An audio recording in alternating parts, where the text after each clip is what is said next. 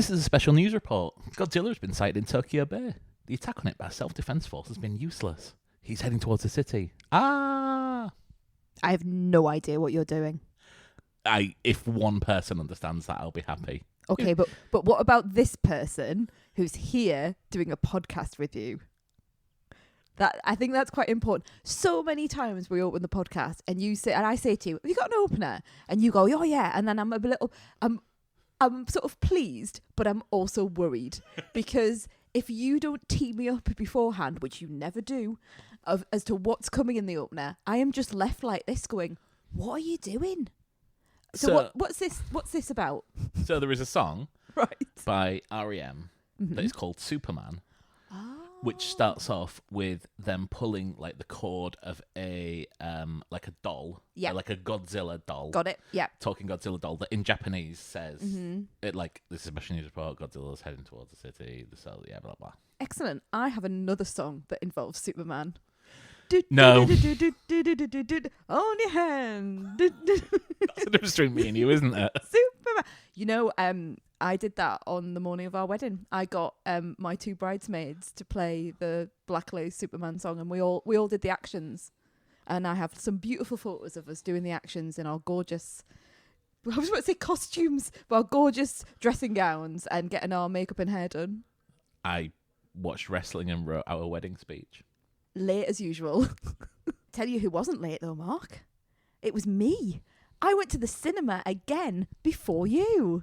And we managed to avoid all spoilers, which, well done for you. Yeah, I was really pleased about that, actually. As previously noted, you are somewhat of a tyrant for just mentioning in the middle of song. Well, and you know what?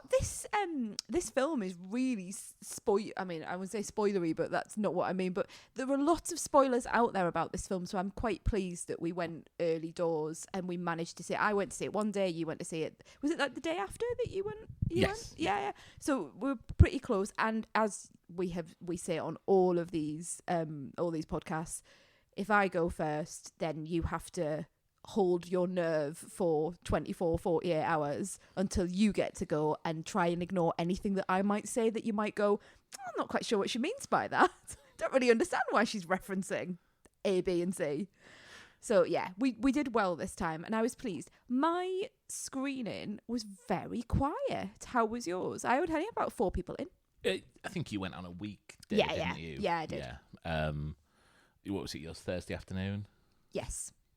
I went on Friday evening, and it was an IMAX performance. So oh yeah, I didn't get one of them. It was a bit busier, but naturally on a Friday evening. But I was glad I saw it on IMAX because I think it's quite spectacular. We're talking about the 2025 film. Oh yeah, Superman, by the way, we're talking everyone. about Superman. We've done REM, we've done Black Lace, and now we're going to talk about the actual film. We're going to talk about it spoiler free for the first part. Let's see where we get to, because we normally get to a stage where we're like, right, we're now heading into spoilers. Yeah. And then once we head into spoilers, we'll give you good notice, and we will chat about all the things that happen in the film. Were you looking forward to this as much as I was? I was really, really looking forward to this film. I was excited about James Gunn. I was excited about Superman. I like the idea of Superman. I like the idea of good versus evil. And I'm Mark is closing his eyes just to let everyone know when I said I like the idea of good versus evil. We might come back to that in a bit. And I loved Guardians of the Galaxy. Second film, not so much. Third film, I thought had a lot of heart to it. I really fell in love with the characters, and I like James Gunn's shtick. Yeah. I like what he does. Even Suicide Squad, I saw it for what it was, and I enjoyed it for what it was. See previous podcast where you had major issues with a lot of the things in it. Major issues, but I understand his style, and I thought, this is going to be really interesting to see what he does with the Superman film, particularly at this part in his career. So I was excited. Were you excited as well? I'm not a fan of Superman. Okay. You don't like good versus evil? No, what's it like about a character with 0 flaws who, in theory, can't be beaten, and it's more about the film trying to find a way to make him be beaten rather than actually him be like overcoming adversity. I wonder if it's more about, for me, it's about that identity crisis, isn't it, of like the Clark Kent versus the Superman, and the idea of someone who's come from another planet talking about humanity and being human. I've always really liked that. I also really like the whole Daily Planet being a reporter thing. I think I always wanted to be Lois Lane, particularly when I saw Margot Kidder in the Richard Donner films. She was always asking people how to spell things. She was always she had one of them old typewriters. She was like, she looked cool. She was being an investigative journalist, and I like that. I like seeing a woman doing that. Yeah, I mean, I think I've probably seen the first Superman film once. Seen the second film loads of times. We had it on tape. And it's always on ITV as well. Yeah, loved General Zod and his little clan of people. Yeah. Superman 3 we also had on tape. I remember my dad had it like taped off the telly with like the title label on the top, so that on his fake bookshelf of tapes he could identify it. Like the end of that film used to really freak me out when the woman gets absorbed into the machine and becomes half robot. It's like the electric. She gets pulled in. I think I've shown you that before. You have.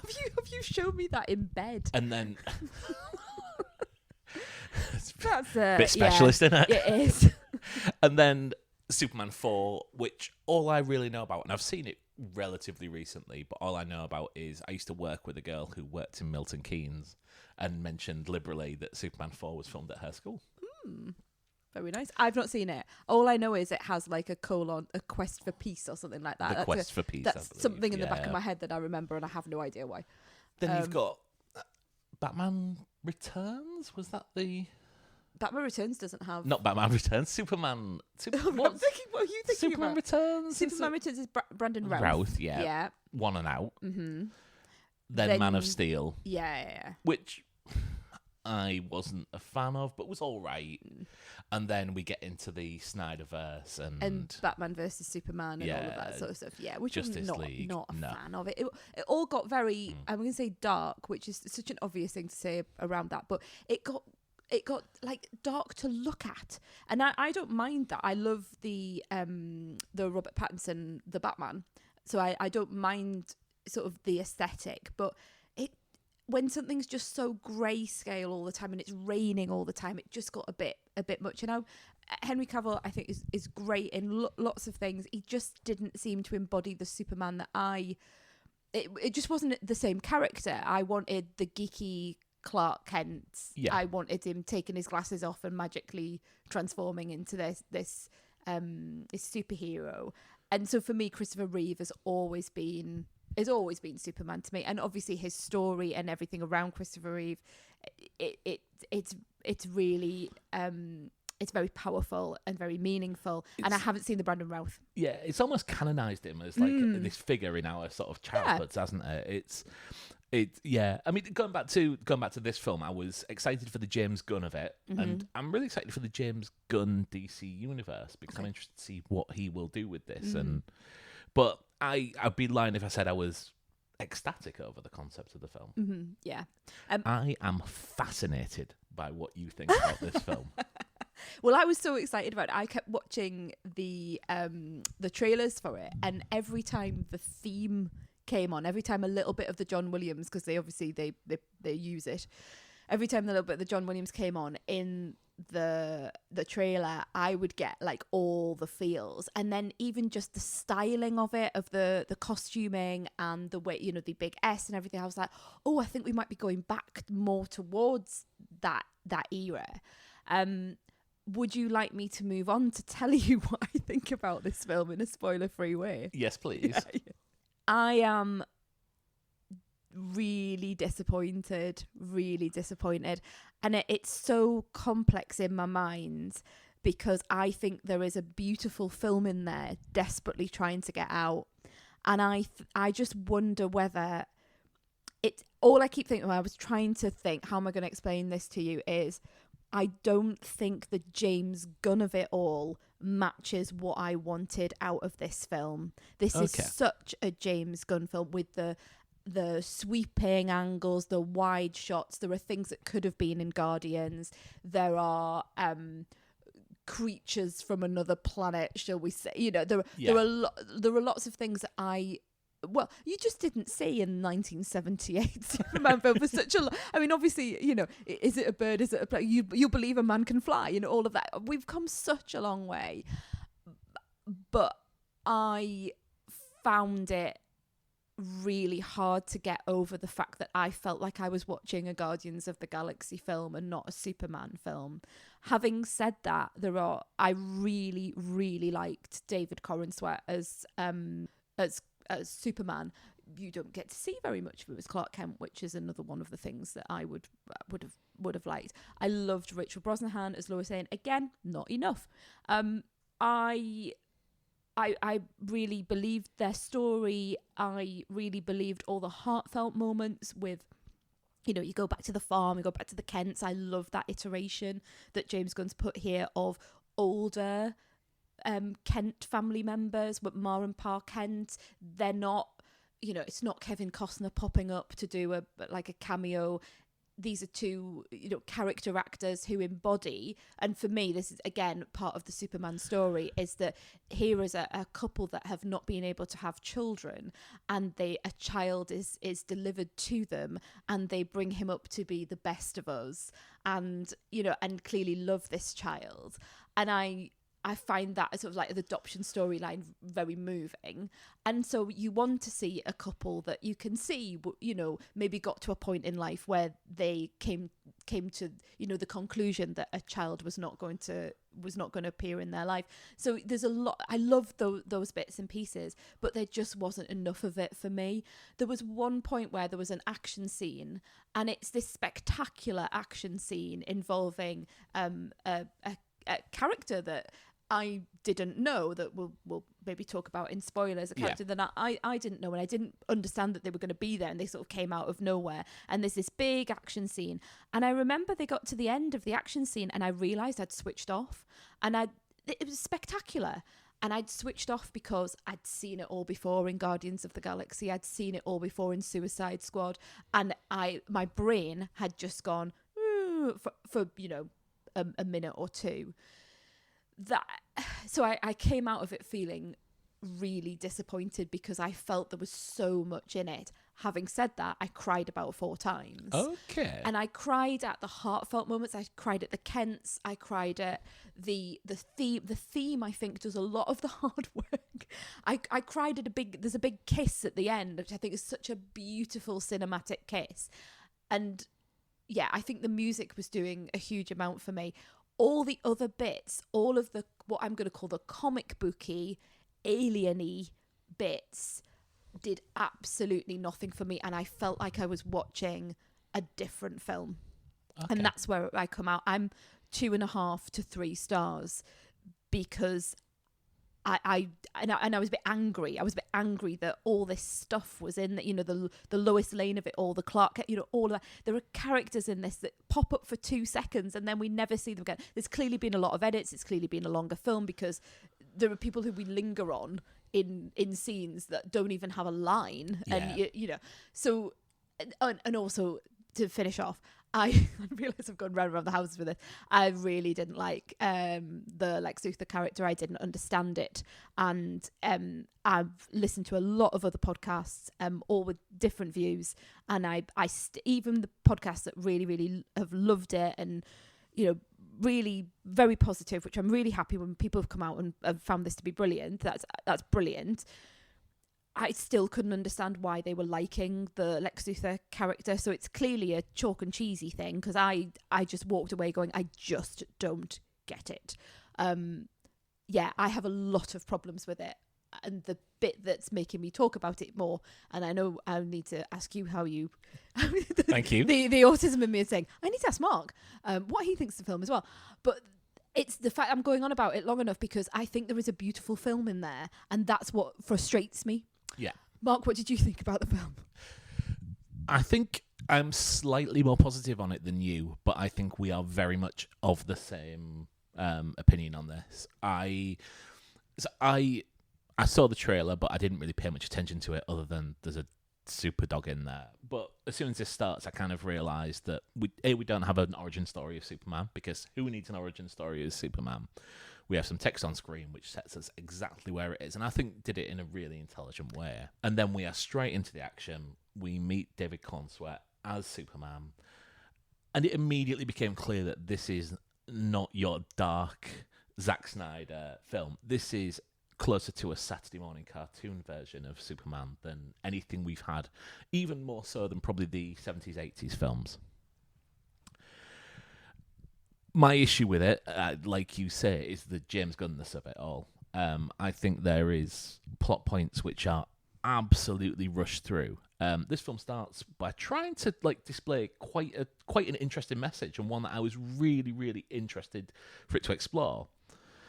But after 10 minutes, it just forgets about those stories about what Superman is and what he means as a single point of justice for the entire world. There's a really interesting scene between Clark, Superman, and Lois Lane. That's an elongated discussion between them, as a set piece, and I loved that. It was really getting behind the bones of this character. I totally agree. In a way that, again, I don't think we've seen at all before. Certainly outside of comic books, and certainly not on screen. But that's just forgotten, and we go down the road. As you said, there are characters in this that are just there for no reason other than, well, I assume it's a character that's in the comic books that might play a point in a later film, but cast them later. You don't need all your mates to be in this film at this point, James. There is one scene in this film as well which made me more angry than I've ever been made in a film. It's a shot which is meant to be I'm going to compare this to wrestling. Mm-hmm. In wrestling, there is something called cheap heat, which is where a bad guy does something so bad that it's kind of like slagging off a hometown. It's like, okay, yeah.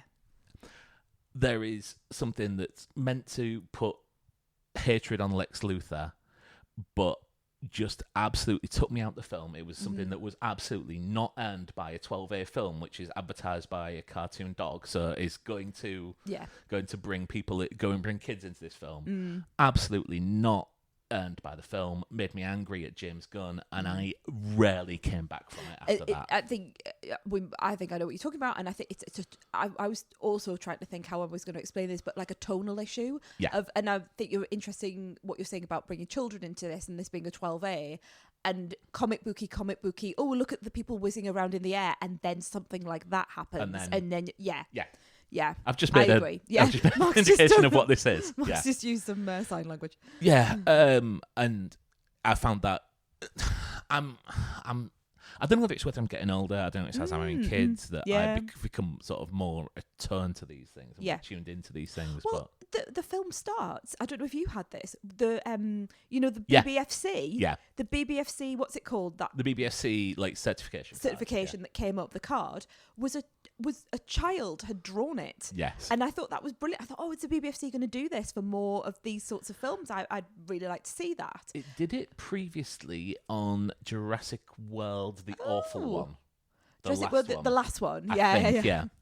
And that's the only other time I've seen it, because I sat there Dominion. I sat there saying, what the hell was that? And then it was about 2 weeks later, and I was like, I keep on meaning to Google this, but yeah, it's a competition that they run on. And I think it was something it was definitely someone who was either preteen or a teenager who would do like a 12-year-old or a 14-year-old. I think they might be 13, but something like that. So it's not, good picture, man. Very good. It's not Mark 45 from Newcastle who's drawn it, is it? So I totally agree. They're leaning. That would not be picked. They're leaning into this idea that it is a film for younger people, or at least a 12A. So yeah, I agree with the tonal issue. I think some of the action sequences are brilliant, and I'm surprised that you said you switched off at them. I know exactly which one you were talking about as well. I love David Cornsweet as Superman. Yeah. I think he has this absolute, he's got that childish charm that the best Superman have. Yeah. I really enjoyed the bullpen in the Daily Planet.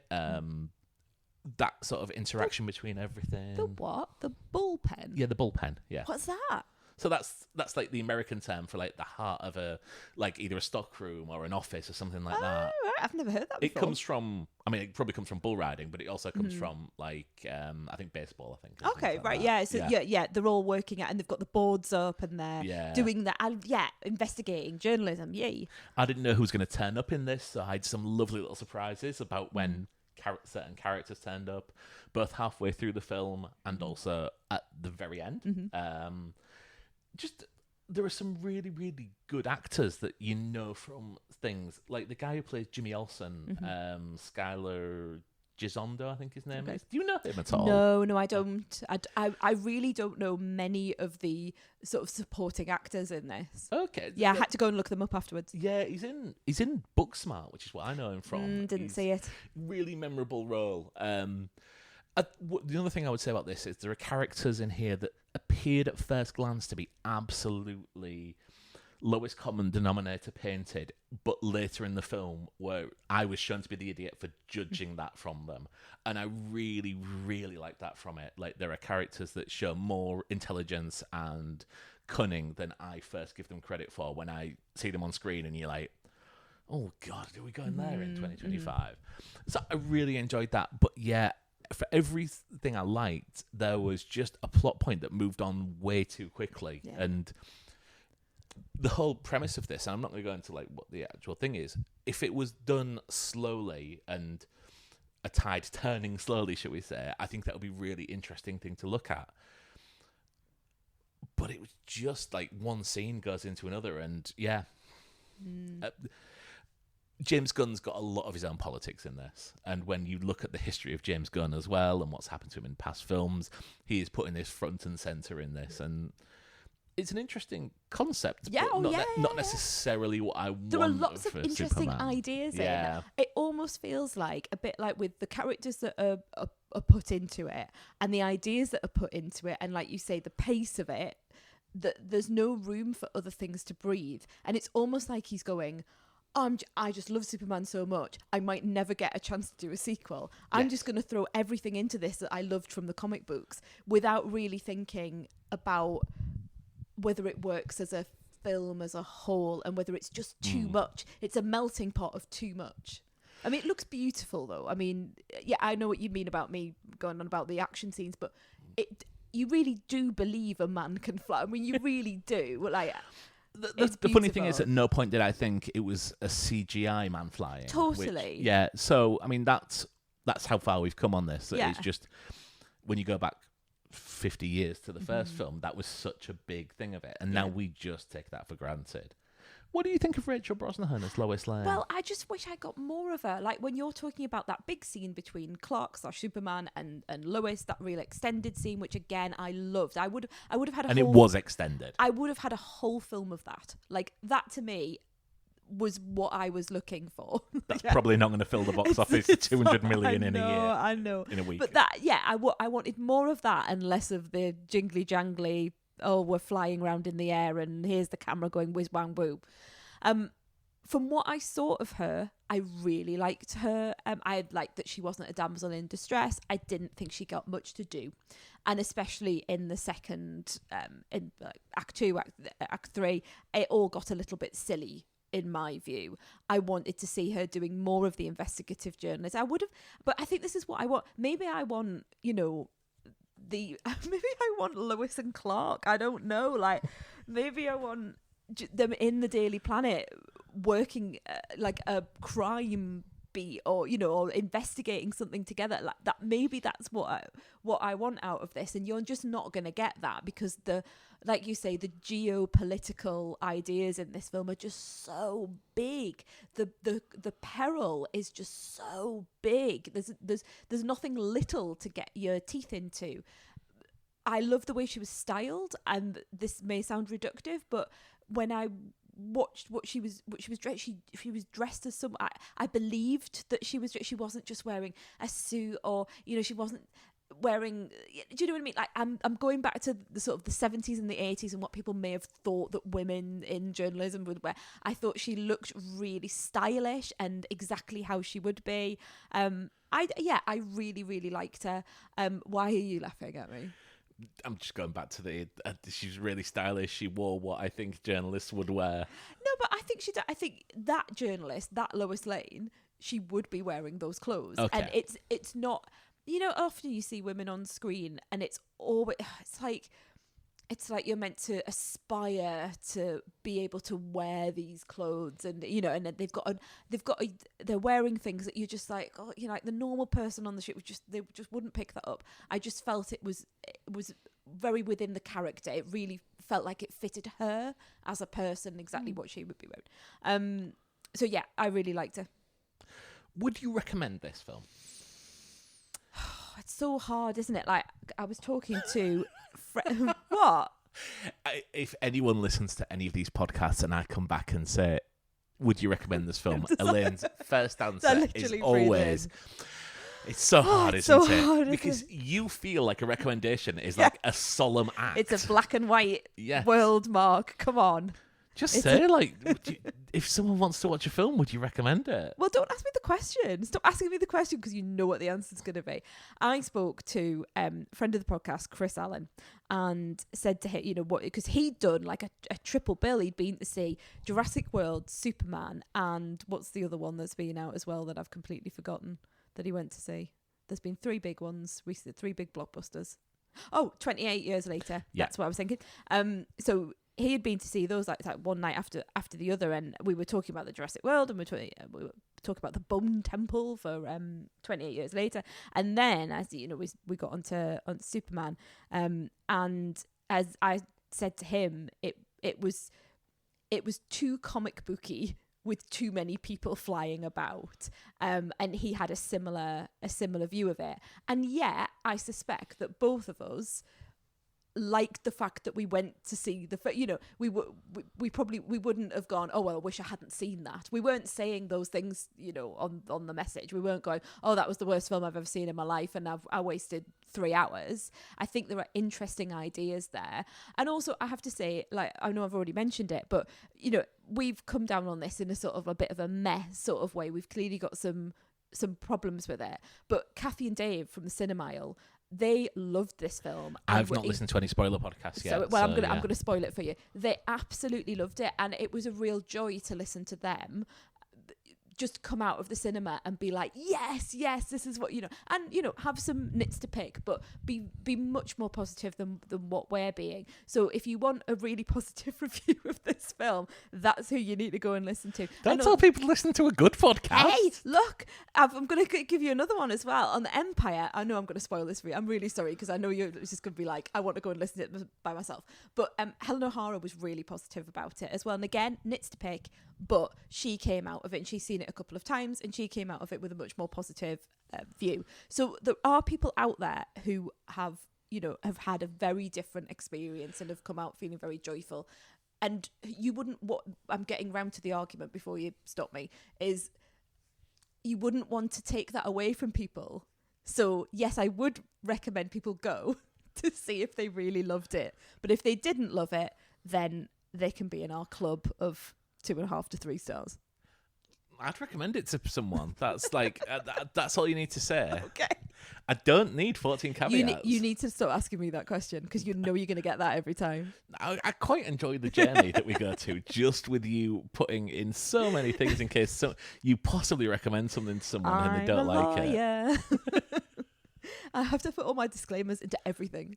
Just on that point, though, I like, in the age where Marvel films are being drawn so far towards the centre and they're taking less and less risks and things are very much of a muchness, and you could probably I really, really liked Thunderbolts, and I think it was good because it went away from that formula. But most of the films since the Infinity Saga, you could just like take the paint off and just put in a different Marvel character, and it would be the next film on the lot. I am really, really happy that we have got a point where Empire is giving it 2-star reviews. The Cinemile are raving about it. Yep. Helen O'Hara from the Empire is really liking it. this is what filmmaking should be Yeah. and I understand that it's a business decision and stuff like that, but this has still made some money. Like I say, it's made 200 million domestically in the first week or so. It's gonna earn its money back, so you might as well do something with a few risks in. And would you like to see another? Would you like to see a sequel? Oh, yeah. So would I. Yeah. That's weird, isn't it? Because you come out because I want to see that Lois and Clark. I want to see that Lois and Superman dynamic. I liked the Jimmy Olsen character. I want to see more of Perry with his cigar and, telling people off in the office. No money is provided for the depictions of tobacco in this film. Yes, I saw that, yeah. That's quite regular. Is that regular? In a film. Right, yeah, okay. I suppose you just don't see it very often, though. I would like the characters of Looks Up, Names, Cat Grant and Ron Troop, who appear in this film, to actually have something to do rather than, Yeah, and that would be nice, wouldn't it, to see that come to fruition. Yeah. I'd have left them behind. Yeah, I know. Should we get into spoilers? Yes, I think we better with that. If you are leaving us here, thank you. Please take my review as a recommendation. Please take Elaine's review as a recommendation once you've got through all the caveats and sub-clauses. It does take a while. And we'll see you next time. What is this? Crypto! I don't think Russian roulette has any place in a film with a cartoon dog called Crypto. I know, a flying cartoon dog and creatures from outer space, and that also my other thing was Superman's devastated by this poor innocent man who's been brought into the sphere, but then the next minute it's forgotten. We've forgotten it, because I was thinking about that when that scene happened. I wonder if this is going to linger. I wonder if this is going to have an effect on him. Nope. Or an effect on other people. No, it doesn't. I know it has an impact on the man who changes into different minerals. Metamorpho, played by the brilliant Anthony Carrigan from Barry. But that came very late in the day, and again, it didn't come back, and it was almost wasn't it? It was by design to get him to then become part of this new Justice Gang team, and I saw the dots being joined quite late on there. I did not care for all of these. I mean, I don't want to see Nathan Fillion. What? In another, I just don't like it. I'm so sorry, Nathan, but I just get. He'll definitely be listening. Yeah, he might. I just get annoyed by this. Oh, he's got to be in every flipping film. Like, come on, give him a rest. And also, I just hated that Green Lantern character. I don't think big old finger up your doodah popping up out of the ground. And this, I found this very distasteful, actually. In a scene that's clearly meant to replicate world politics and wars that are happening at the moment. Yeah. I don't think a big green finger giving you the F off belongs in that. There's something so, and actually I was thinking about this in the bathroom earlier. How do I explain this? I found the political machinations of this film, it gave me the ick. Yeah. It gave me the ick because this is happening now. It's real.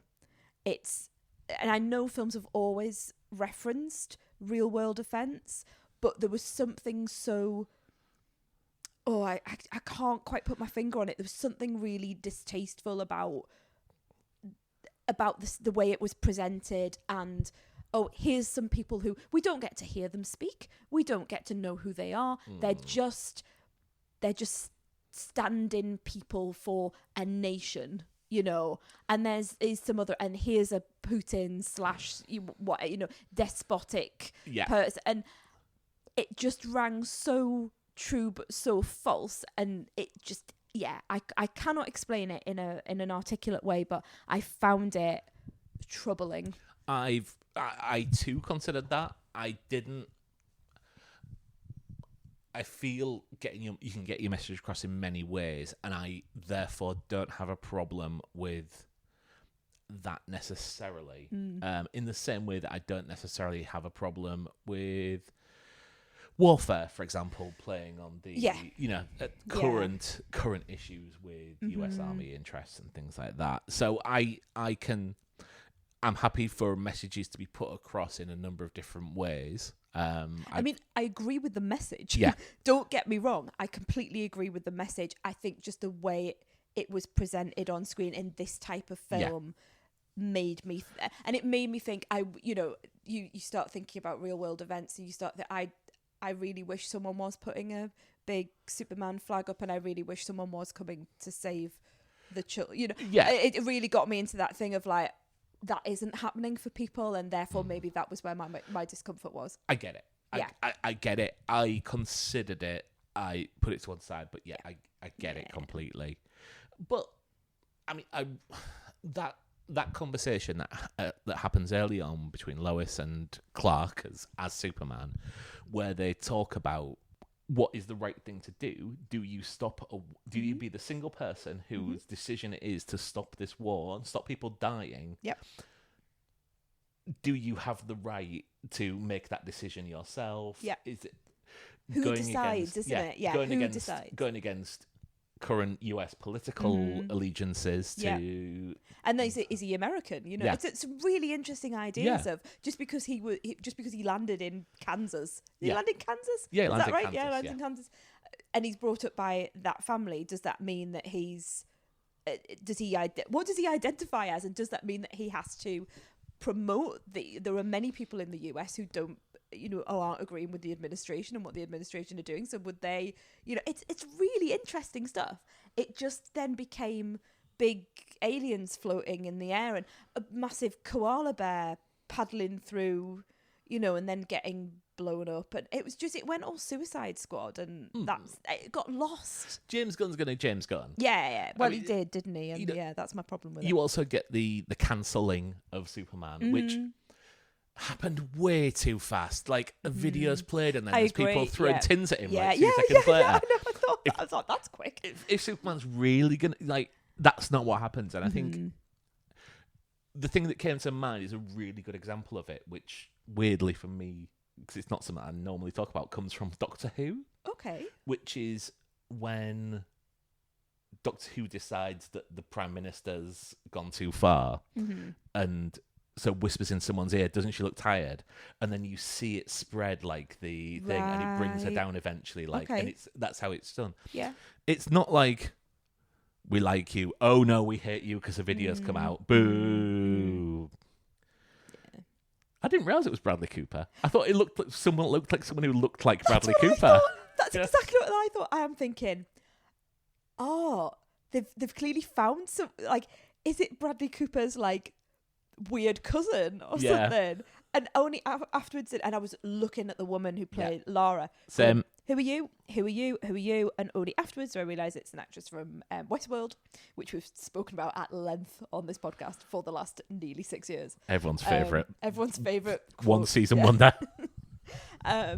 Yes, and that I think got lost as well. This whole idea, I didn't really get it that they had sent him to be a despot, but had they really? And could we have looked at that a bit? Yeah, it didn't ring true to me. It was checked by 29 different linguists, and then one character, Mr. Terrific, says, "I know them linguists. They know what they're talking about." Well, can we talk about Mr. Terrific? Because that was who I was referring to back in the spoiler-free section.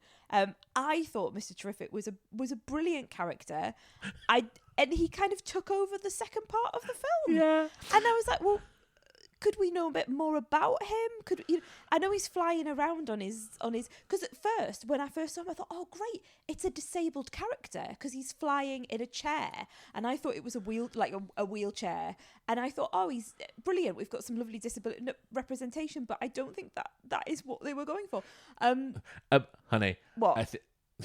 I find it really funny that you like him because right. I find that he has what might be classed as an invisible disability. Okay. In that he plays so much on the spectrum. And, right. Yeah. Well, obviously. Yeah. That's probably why I like him. I was like, that's why I find it really funny. There's a bit in that, there's that bit where he's in the spaceship, which I didn't like. When he's piloting his little ship and Rachel Brosnahan's tried to talk about her emotions and she just turns around and goes, "Yeah, I don't need any of that." From my brain to the screen. That is how I feel about many things. I just want to turn around and go, yeah, we don't need to do that now. Thank you. Yes. So yeah, I really liked him. I just wish there was more time within the film to know a bit more about his backstory, where he kept, you're thrown in, which I liked. I liked the fact we were thrown in. I didn't need to see the origin story again. I didn't need to see him whizzing around Smallville.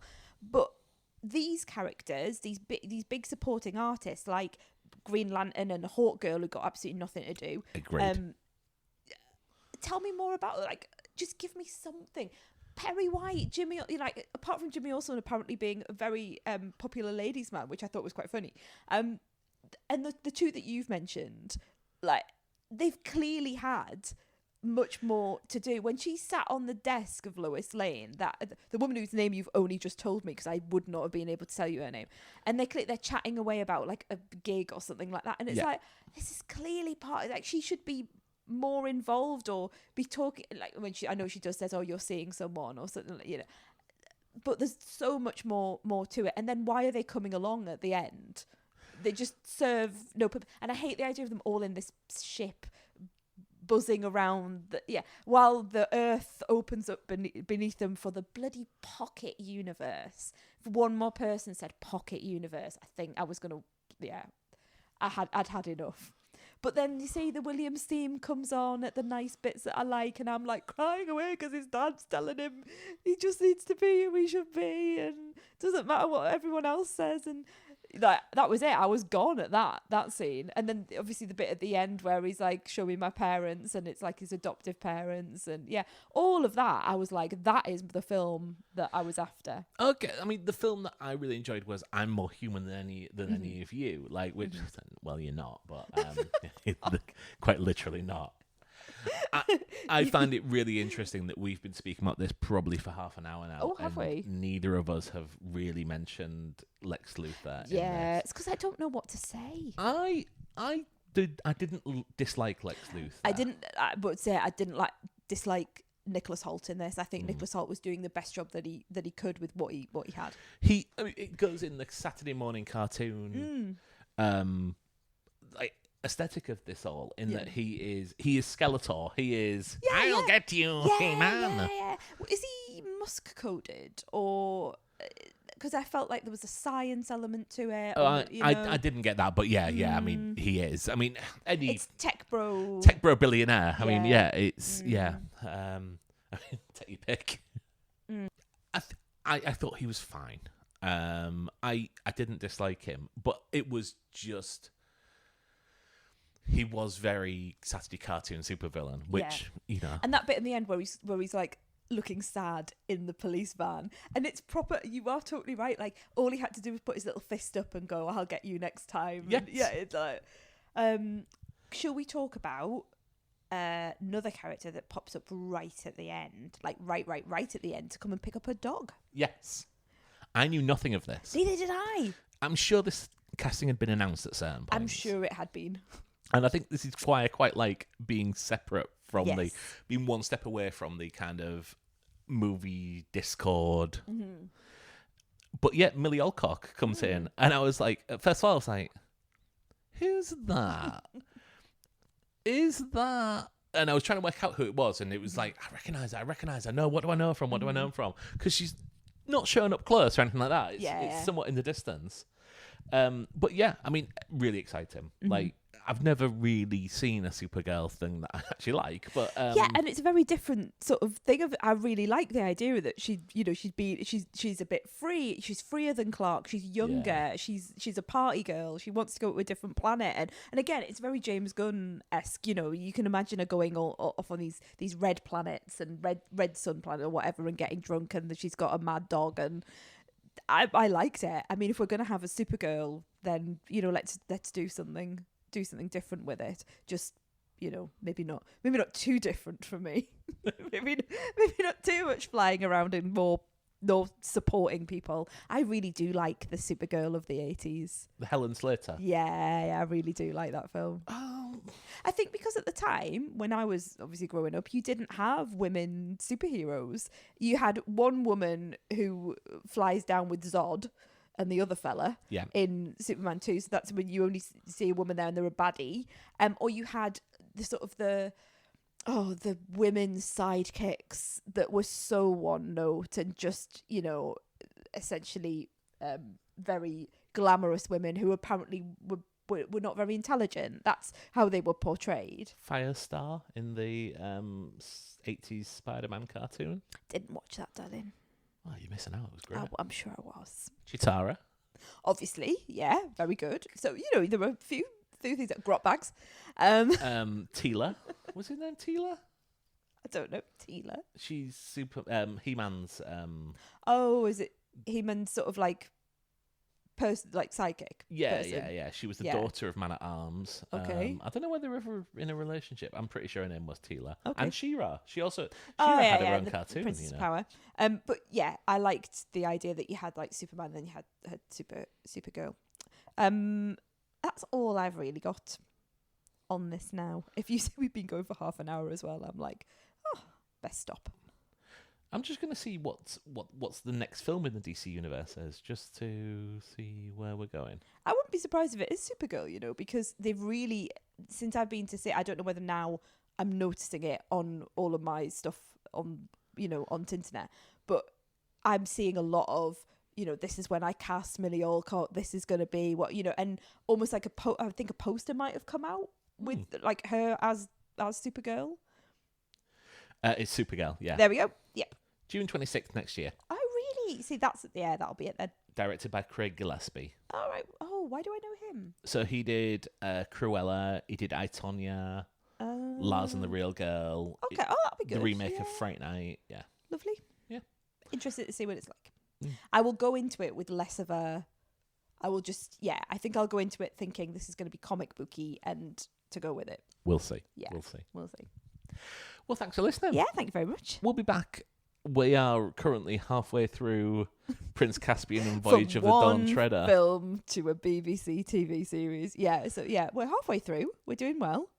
We've got some more. We've got some more Voyages of the Dawn Treader to do, and then I think that'll be our next episode. But we'll see you next time. See you next time.